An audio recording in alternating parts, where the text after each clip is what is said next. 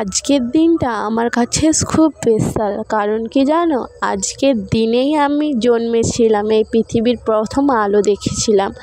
আর আমার date of বার্থটা ছিল 15/11/2006, আর আজকের ডেট 15/11/2024। আমি 18 বছর পূর্ণ হলাম। তাই সকাল সকাল স্নান করে রেডি হচ্ছি একটু বাইরে ঘুরবো বলে, যেহেতু আজকে আমার স্বাধীনতার দিন। 18 বছর হয়ে গেছে। সবাই বলে যে 18 বছর হয়ে গেলে তুমি মুক্ত। আমি কিন্তু সেটা ভাবিনি, আমি বাবা মার কাছে এখনও ছোট। তাই মাথা আঁচড়ে বিনুনি ছিল, একটু খোঁপা করে রেডি হয়েছি আর একটা টুক পরে নিচ্ছি সিম্পলভাবে, জাস্ট রেডি হয়ে একটু বাইরে বেরাবো বলে। টুক পরা হয়ে গেলে ঘরদোর একটু গুছিয়ে নিয়েছি, গুছিয়ে নিয়ে একটা বাড়িতে ছিল আপেলটা নিয়ে আমি বাঁধে চলে এলাম। আর বাঁধে ঘুরতে ঘুরতে একটু খাচ্ছিলাম জাস্ট, আর কিছুই না। আর কি বলবো, আর কি করব। আর আমার বাড়ির যা অবস্থা, মার যা কাজ।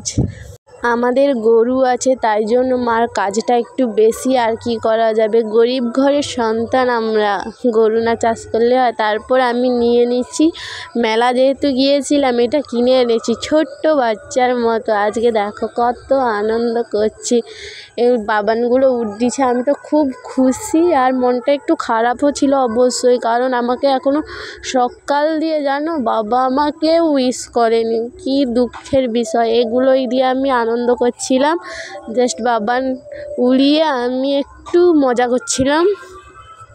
তারপর এদিকে হচ্ছিল আমাদের বাড়িতে পূর্ণিমা পূজা, যেহেতু ওই তারিখে পূর্ণিমা পূজা পড়েছে তাই হচ্ছিল। আর হঠাৎ করে দেখি মা আমাকে ডেকে বলে তুই খা এই নে। আমি ভাবলাম হয়তো পায়েস খাওয়াচ্ছে, কিন্তু না, ওই যে পূর্ণিমা পূজা হয়েছিল তার চিড়া প্রসাদ খাওয়াচ্ছে। কি বলে শোনো মা, জন্মদিনে প্রসাদ খা, এই নে ধর প্রসাদ খা, মানে পায়েস খাওয়ায়নি, এলে প্রসাদ খা। কি দুঃখের বিষয়। সেটাই আমি বসে বসে বাঁধে খাচ্ছি। আর কি করব, পায়েস তো জুটলো না আমার কপালে। আর অভাগীর কপালে পায়েস জুটবেও না, কেউ কখনো করে খাওয়াবেও না। কি দুঃখ আমার, জানি না কবে কে খাওয়াতে পারবে। এটাই বসে বসে খাচ্ছিলাম, আর কি করা যাবে। চলো দেখো, আমার মনটা খুবই খারাপ, কারণ জন্মদিনে কেউ একটা উইশও করলেনি চকলেট দিয়ে, আর কেক তো দূরের কথা। আজকের দিনটা আমার এই বাঁধে বসে বসে চিড়া প্রসাদ খেয়ে খেয়েই কেটে গেল। আর কি বলবো, চলো টাটা বাই বাই, সবাই ভালো থেকো, সুস্থ থেকো।